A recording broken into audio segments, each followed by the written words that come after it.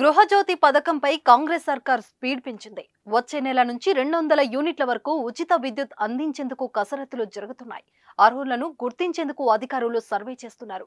తాజాగా ఉచిత విద్యుత్పై ప్రభుత్వం మరో కీలక ప్రకటన చేసింది. ఎన్నికల ముందు కాంగ్రెస్ ప్రభుత్వం 6 గ్యారెంటీలను హామీ ఇచ్చింది. గెలిచాక వాటి అమలుపై సీఎం రేవంత్ రెడ్డి దృష్టి పెట్టారు. ముందుగా మహిళలకు ఉచిత బస్సు ప్రయాణం, రాజీవ్ ఆరోగ్యశ్రీ హామీలను నెరవేర్చారు. తర్వాత మరో 2 పథకాలపై దృష్టి సారించారు. గృహజ్యోతి పాటు 500కి గ్యాస్ పథకాలను అమలుకు రంగం సిద్ధం చేశారు. అన్ని రకాల చర్మ సమస్యలకు శాశ్వత పరిష్కారం ఈ శ్రీత 9281458181. ముందుగా గృహజ్యోతి పథకంపై ఫోకస్ చేసి సర్వే ప్రారంభించారు. 2022-23 ఆర్థిక సంవత్సరంలో మీ ఇంటి విద్యుత్ వినియోగాన్ని పరిగణనలోకి తీసుకొని గృహజ్యోతి పథకాన్ని అమలు చేస్తారు. దీనికోసం గత సంవత్సరంలో వినియోగించిన ప్రతి యూనిట్ మీ ఇంటికి వచ్చి విద్యుత్ అధికారులు లెక్కగడుతున్నారు. ఇంటింటికి వెళ్లి వివరాలు సేకరిస్తున్నారు. రాష్ట్రంలో 200 యూనిట్ల లోపు విద్యుత్ వినియోగిస్తున్న గృహజ్యోతి లబ్ధిదారుల నుంచి ఆధార్ కార్డుతో పాటు రేషన్ కార్డు సేకరణ ప్రక్రియను ప్రభుత్వం ప్రారంభించింది. ఈ నెల 15లోగా పూర్తి చేయాలని భావించారు. కానీ ఇంకా కొనసాగుతుంది.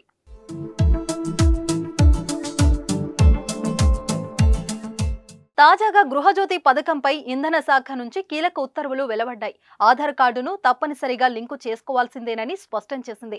విద్యుత్ కనెక్షన్ నంబర్ను లబ్ధిదారుల ఆధార్తో అనుసంధానం చేయనున్నట్లు తెలిపింది. ఇందుకోసం ప్రత్యేక అధికారులు నియమిస్తున్నామని తెలిపారు. ఆధార్ లేకపోతే వెంటనే నమోదు చేసుకోవాలని సూచించింది.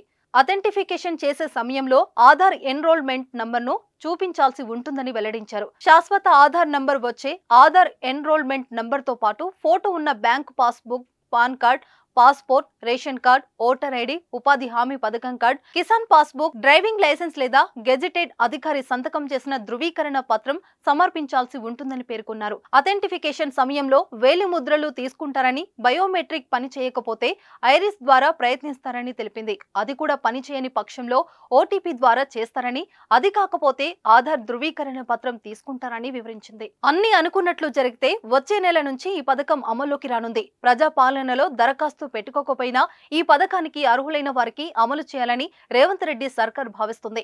ఫిబ్రవరి నెలలో వినియోగించిన కరెంటుకు మార్చి తొలి వారంలో రీడింగ్ తీసి బిల్లులు జారీ చేస్తారు. పథకాన్ని అర్హులైన వారికి 0 బిల్లు ఇస్తారు. రాష్ట్ర వ్యాప్తంగా తొలి విడతలో 34,59,585 మందికి ఈ పథకాన్ని అమలు చేయనున్నారు. గృహజ్యోతి పథకం అమలు చేస్తే ప్రభుత్వంపై ఏటా 4,164 కోట్లు భారం పడనుందని అధికారులు అంచనా వేశారు.